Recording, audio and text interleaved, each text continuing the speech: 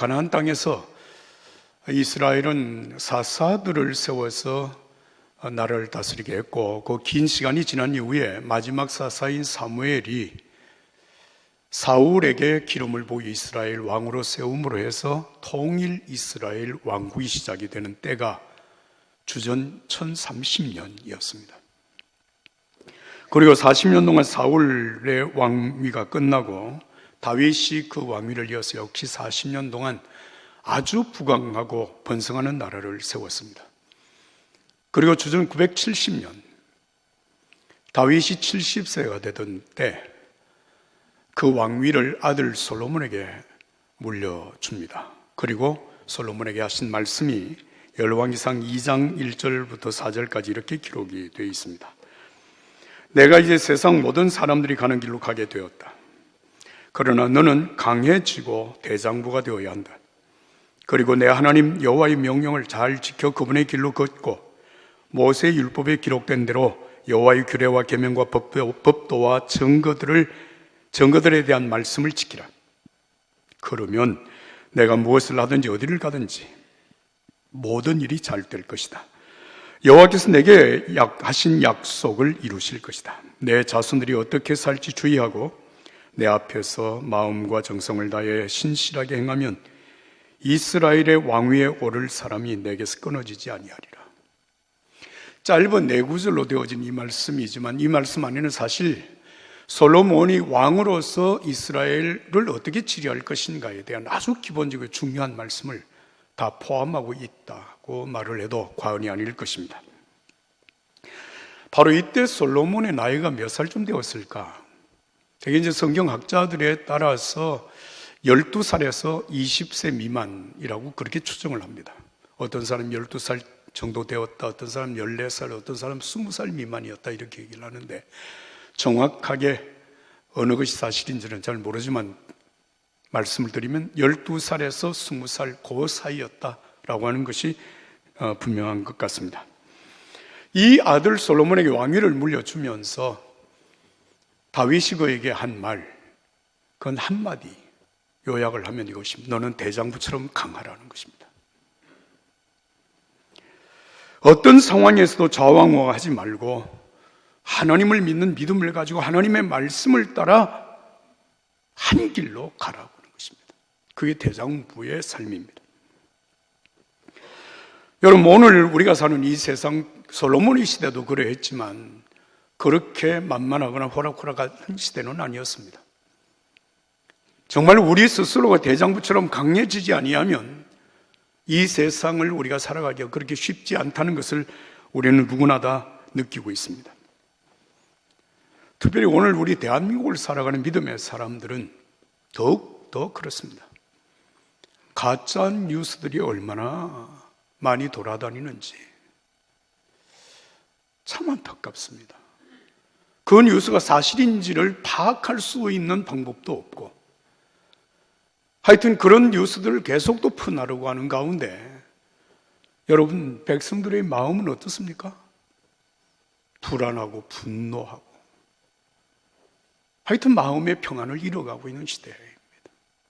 이런 가짜 뉴스들이 판을 치는 것은 어제 오늘의 일은 아닙니다. 여러분, 예수님이 십자가에 죽으셨다가 사흘 만에 부활하셨을 때 제자들이 부활의 예수님을 증거하고 있는 그때에 여러분, 가짜 뉴스들이 얼마나 성행했다는 사실 여러분 아십니까? 예수는 기절을 했다가 다시 살아난 거야. 기절설을 퍼뜨리고 한쪽에서는 예수님의 죽은 시체를 제자들이 훔쳐가서 도둑질해가고 예수가 살아났다고 지금 거짓 증거를 하고 있는 것이다. 한쪽에서는 그 예수님은 쌍둥이로 태어났을 거야. 그러니까 죽은 예수 대신에 그 지금 다른 쌍둥이가 나와서 지금 부활했다고 지금 떠들고 있는 것이야. 이런 얘기들이었습니다. 여러분, 이런 시대를 살아가는 믿음의 사람들이 정말 믿음의 확증이 없으면 이리 치우치고 저리 치우치면서 믿음의 삶을 살아가기가 그렇게 쉽지 않다는 것을 우리는 알 수 있습니다. 예수님께서 요한복음 16장 33절에 너희가 세상에서 환난을 당하나 담대하라, 내가 세상을 이겼노라. 동일한 말씀입니다. 강하고 담대하라고 하는 말씀입니다. 여러분, 졸장부로서 이 세상을 살다 보면 정말 좌왕우왕 어떻게 살아가야 할지를 모르게 되는 것이죠. 우리가 읽어온 성경 속에는 그런 경우 상당히 민족이 어려움을 당한 이스라엘 한 사건을 기록을 하고 있습니다.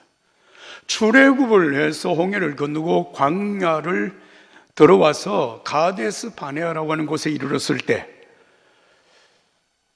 각 지파의 대표 한 사람들을 선택해서 12명의 대표를 가나안 땅으로 요즘으로 말하면 답사를 보냅니다. 40일 동안 답사를 하고 돌아온 이 12명의 대표 지파의 대표들이 백성들 앞에서 보고한 내용을 보면 10명의 지도자들은 그야말로 졸장부들이었습니다. 그들의 보고가 이렇습니다. 그곳은 젖과 꿀이 흐르는 땅입니다. 여기저기에서 나는 열매가 정말 대단했습니다. 그런데 거기 사는 사람들은 힘이 세고 그 성들은 튼튼한 데다 엄청나게 큽니다. 게다가 거기서 아낙 자손들을 만났습니다. 그런데 그 다음에 이어지는 졸장부들의 보고가 이렇게 이어집니다. 우리가 살펴보고 온 그 땅은 거기 사는 사람들을 잡아먹는 땅입니다. 우리 개정판에는 거민을 삼키는 땅입니다. 이렇게 표현을 했습니다. 우리가 거기서 본 사람들은 모두 신장이 컸습니다. 우리 눈에도 우리가 메뚜기처럼 보였으니 그들의 눈에도 마찬가지였을 것입니다. 여러분, 이 말, 이들의 평가가 얼마나 모순되다고 하는 사실을 여러분 아시죠? 사람들이 살 수 없는 땅에 어떻게 그들이 견고한 성을 짓고, 여러분, 거기에 어떻게 그 사람들이 그렇게 강성하게 살 수 있습니까? 그런데 그렇게 보고를 한 것입니다. 그때 대장부 갈렙과 여호수아의 보고는 달랐습니다. 우리가 올라가 그 땅을 점령하는 것이 좋습니다. 우리는 분명히 할 수 있습니다. 왜? 하나님이 우리와 함께 계시기 때문입니다. 할렐루야. 그렇습니다. 그러나 여러분, 이 사건의 결과는 어떻게 했습니까? 백성들이 10명의 졸장부 지도자들의 얘기에 귀를 기울였고 그 말을 믿었습니다. 그리고 하나님의 약속하신 말씀을 거역하고 여기까지 인도해낸 모세를 거역합니다. 그리고 우리가 새로운 지도자를 세워서 가나안 땅으로, 애굽 땅으로 다시 돌아가자, 반란을 일으킨 것입니다. 여러분, 그 이후에 이루어진 사건은 무엇입니까? 가나안 땅에 들어가서 40일 동안 답사를 하고 온 그 40일 하루를 1년으로 계산을 해서 40년 광야를 맴돌게 하고 출애굽한 세대가 광야에서 다 죽고, 그리고 그 출애굽할 때 20세 미만의 사람들과 광야에서 태어난 새로운 광야의 세대, 다시 말하면 출애굽 2세대가 가나안 땅에 들어가는 결과를 가져오게 되었습니다. 히브리서 10장 38절과 39절의 말씀입니다. 의인은 믿음으로 말미암아 살 것이다. 누구든지 뒤로 물렀으면 내 영이 그를 기뻐하지 않을 것이다. 우리는 뒤로 물러나 멸망에 이르는 사람들이 아니라 믿음을 갖고 생명을 얻을 사람들입니다. 할렐루야. 지금 다윗이 솔로몬에게 너는 힘써서 대장부가 되라, 졸장부처럼 살아서는 절대로 믿음을 지킬 수 없을 뿐만 아니라 내게 맡겨진 이 소중한 사명을 감당할 수가 없다. 그러므로 대장부가 되라고 하는 말씀을 하고 있는 것입니다. 이때 솔로몬은 왕위에 올라서 그 나이가 20세 전후에 아직 어린 그 나이에 여러분, 기브온 산당으로 올라가서 1,000마리의 희생제사를 하나님 앞에 드리면서 간절히 기도합니다. 왕이 되었다고 하는 그 자체는 나의 영광이지만 이 사명이 너무 크고 막중한데 나에게는 이 사명을 감당할 능력이 없습니다. 그러니 하나님, 나에게 능력을 주시옵소서. 그 기도가 여러분 오늘 본문 7절, 8절, 9절에 기록이 되어 있습니다. 솔로몬의 기도 7절부터 9절까지 우리 한 목소리로 읽겠습니다. 나의 하나님 여호와여, 주께서 종으로 종의 아버지 다윗을 대신하여 왕이 되게 하셨사오나 종은 작은 아이라 출입할 줄을 알지 못하고 주께서 택하신 백성 가운데 있나이다. 그들은 큰 백성이라 수요가 많아서 셀 수도 없고 기록할 수도 없사오니 그들은 큰 백성이라 누가 주의 이 많은 백성을 재판할 수 있사오리까? 듣는 마음을 종에게 주사 주의 백성을 재판하여 선악을 분별하게 하옵소서. 아멘. 여러분, 이 솔로몬의 기도에서 우리는 대단히 영적인 소중한 교훈을 발견할 수 있습니다. 솔로몬은 하나님 앞에 자기 자신을 두고 이렇게 고백합니다. 종은 작은 아이라. 이 많은 주의 백성을 내가 셀 수 있는 능력도 없고 재판할 수 있는 능력도 없습니다. 하나님이여, 나에게 이 일을 감당할 수 있는 지혜를 주시옵소서. 여러분, 어떻게 생각하면 20세 전후의 젊은 이 솔로몬 왕이 이렇게 기도하는 것은 너무나도 당연하다 여겨지지 않습니까? 그러나 여러분, 믿음의 삶에서 교만과 겸손은 나이가 많고 적음에 따라서 이루어지는 것이 아닙니다. 여기 솔로몬의 이 기도는 굉장히 겸손한 마음으로 하나님 앞에 기도하는 신앙의 기도라고 하는 사실입니다. 여러분, 하나님 앞에서 우리의 삶의 승패를 좌우하는 것은 겸손과 교만이라고 하는 것입니다. 교만해서 여러분 인생을 성공하는 믿음을 끝까지 지켜나가는 사람은 없습니다. 그러나 겸손해서 여러분 망하는 사람도 없습니다. 첫째 아담이 하나님 앞에 교만해서 에덴에서 추방을 당하고 고통을 겪었습니다마는 마지막 아담 예수 그리스도는 예수님께 순종해서 우리에게 위대한 구원의 역사를 이루어내셨습니다.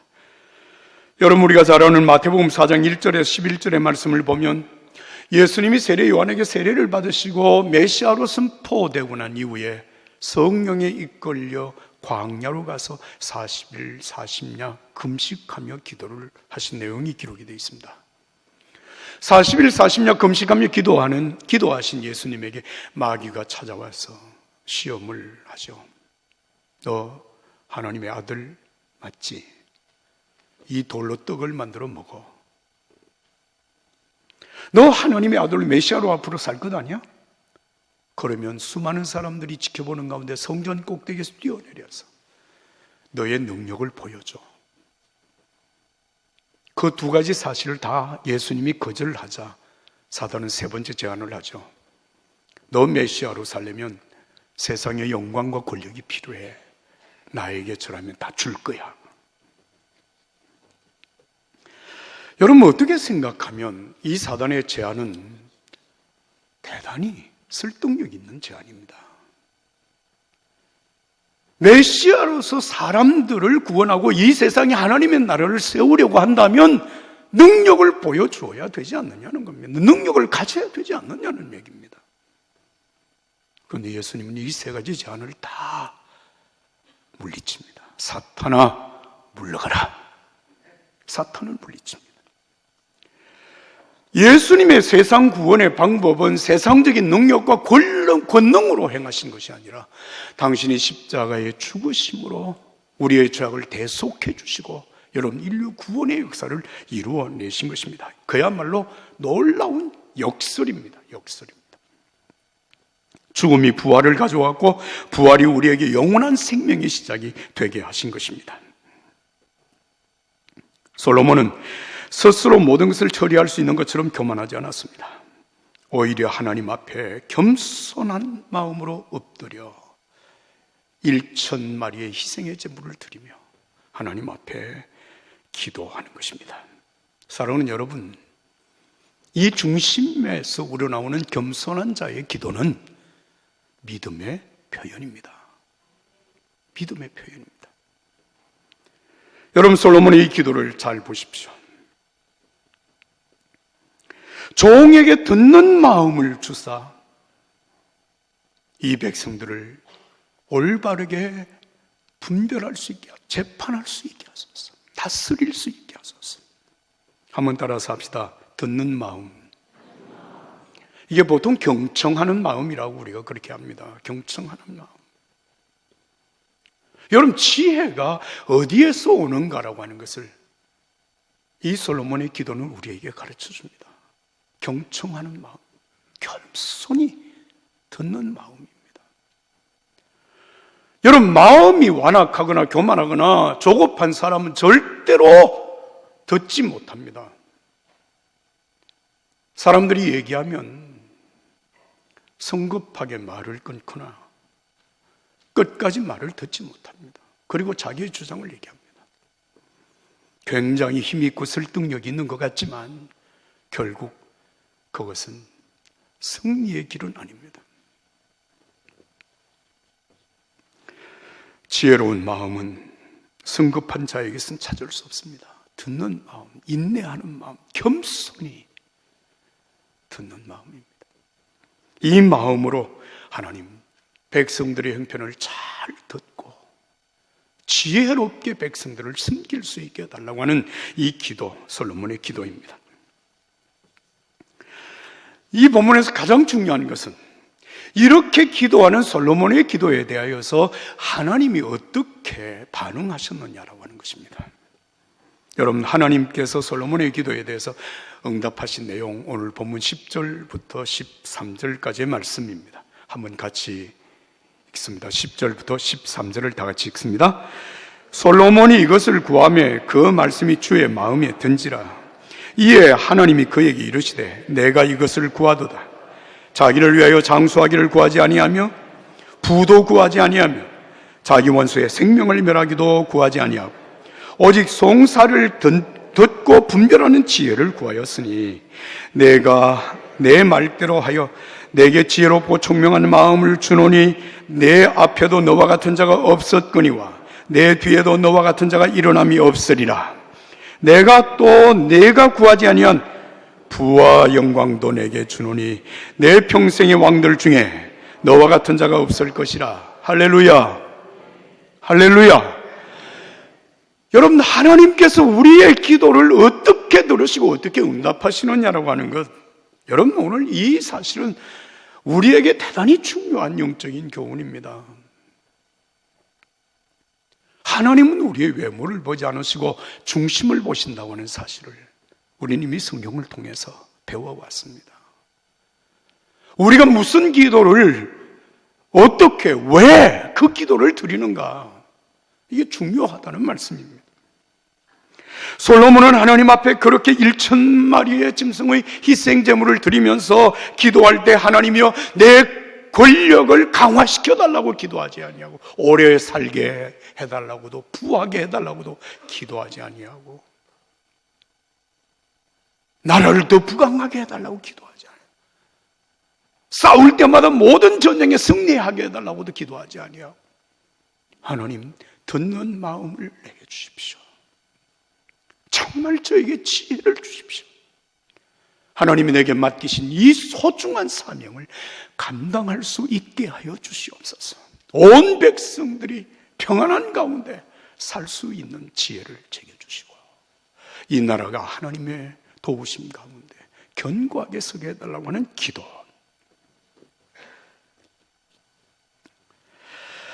여러분, 이 솔로몬의 기도보다, 솔로몬보다 하나님의 마음에 더 합한 사람, 하나님이 그렇게 인정한 사람이 있었습니다. 누굽니까? 솔로몬의 아버지 다윗입니다. 사도행전 13장 22절의 말씀을 보면 하나님께서는 내가 이새의 아들 다윗을 보니 내 마음에 꼭 맞는 사람임을 알았다. 내가 바라는 모든 것을 그가 이룰 것이다 하고 말씀하셨습니다. 하나님의 마음에 맞는 사람, 하나님이 그 기도를 듣고 기뻐하시는 그 사람의 기도, 하나님 응답하십니다. 그 하나님의 응답은 우리가 구하는 것에 겨우 미치도록 응답하는 것이 아니라 구하지 아니한 것까지 우리에게 응답하시는 하나님. 그 하나님은 예수님 안에서 어제나 오늘이나 영원토록 동일하시다고 하는 사실을 믿으시면 아멘 합시다. 하나님은 부와 영광까지 그에게 주시고 또 너의 아버지 다윗처럼 하나님의 말씀을 잘 따라 순종하면 장수하게도 해주겠다. 그러면서 하나님 하시는 말씀이 너와 같은 왕이 전에도 없었고 후회도 없을 것이다. 이 말은 무슨 말입니까? 최고의 왕이 되게 해주겠다고 하시는 하나님의 약속입니다. 솔로몬의 겸손하고 진정한 이 기도를 보면서 생각합니다. 우리 종교 가족들은 하나님 앞에 무엇을 어떻게 기도해야 할 것인가? 여러분, 우리 교회가 금년에 120년을 맞았습니다. 하나님께서 여기 종교교회를 세우신 목적은 사람들을 구원하고 예수님의 제자들을 세워서 이 땅에 하나님의 나라를 완성해 가시기 위한 것입니다. 여러분, 그 일을 위하여서 솔로몬이 하나님 앞에 그렇게 기도한 것처럼 우리가 하나님 앞에 일천 제단을 쌓고 하나님 앞에 기도하는 간절한 기도 한번 따라서 합시다. 일천 번째로 이어가게 하소서. 이 기도 속에 우리는 세 가지 기도 제목을 하나님 앞에 올려드립니다. 주여, 우리 가정이 3대 믿음을 이어가게 하소서. 믿음의 가치, 구원의 가치, 하나님의 자녀로 사는 이 소중한 가치가 나의 당대에서 끝나지 아니하고 내 자녀들에게 그리고 내 손주들에게까지 이어지게 하소서. 주여, 우리 교회가 처음 사랑을 이어가게 하소서. 여러분, 이 교회가 세워져서 120년을 오는 동안 이 교회가 오늘같이 견고하게 세워진 것은 눈물로 기도하고 땀을 흘려 헌신하고 자신을 들여서 여러분 희생한 믿음의 사람들의 헌신을 통해서 이루어진 것입니다. 그 믿음의 열정이 오늘 우리들에게도, 아니 주님 오시는 그날까지 이 교회 안에 이어지게 하소서. 그리고 대한민국 하나님의 나라와 하나님의 의를 이어가게 하소서. 사랑하는 여러분, 지금부터 135, 6년 전에 이 땅에 예수님의 복음이 처음 들어올 때 대한민국은 참 어려운 시대였습니다. 더욱이 6.25 전쟁 이후에 대한민국은 전 세계에서 가장 못 사는 나라, 최빈민국이었습니다. 지금 우리가 세상에 참 어려운 나라들을 많이 생각합니다만 그 어느 나라보다도 대한민국은 더 못 살고 더 힘든 나라였습니다. 그런데 지금 여러분, 세계 모든 나라들 가운데 열 번째 안에 들어갈 만큼 경제적인 대국을 이루는 것, 우리 민족이 건면했고 열심히 살았기 때문이기도 하지만 하나님의 은혜와 축복임을 우리는 잊지 말아야 합니다. 이 나라 속에 하나님의 나라가 이루어지고 하나님의 의가 이루어지기를 기도하는 우리의 기도 속에 하나님의 은혜와 축복이 예수님 오시는 그날까지 이 대한민국에 이루어지게 되기를 간절히 소원합니다. 여러분, 이 기도가 바로 금년에 우리 교회 표어의 내용입니다.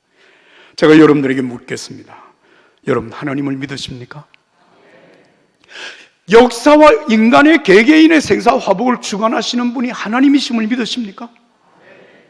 우리가 예수 그리스도 이름으로 드리는 그 기도를 하나님이 들으시고 응답하신다는 사실 믿으십니까? 여러분, 하나님은 아무것도 보시지 않는 것처럼 여러분 생각될지 모르지만 하나님은 지극히 작은 것까지 세심하게 정확하게 보십니다. 우리의 기도를 듣지 않는 것처럼 우리는 생각할 때가 있지만 하나님은 우리의 마음에 신음하는 소리까지 들으시는 하나님이십니다. 아무것도 하지 않는 것처럼 보여질지라도 하나님은 당신의 역사를 이 땅 위에 이루어 가시는 살아계신 하나님이십니다. 우리가 이 하나님을 믿음으로, 여러분, 우리 믿음의 선배들이 그렇게 믿음으로 살아온 것처럼, 기도하며 살아온 것처럼 일천번제로 이어가게 하소서. 이 기도의 삶이 오늘 저와 여러분들의 삶 속에 이루어질 수 있기를 예수님의 이름으로 축복합니다.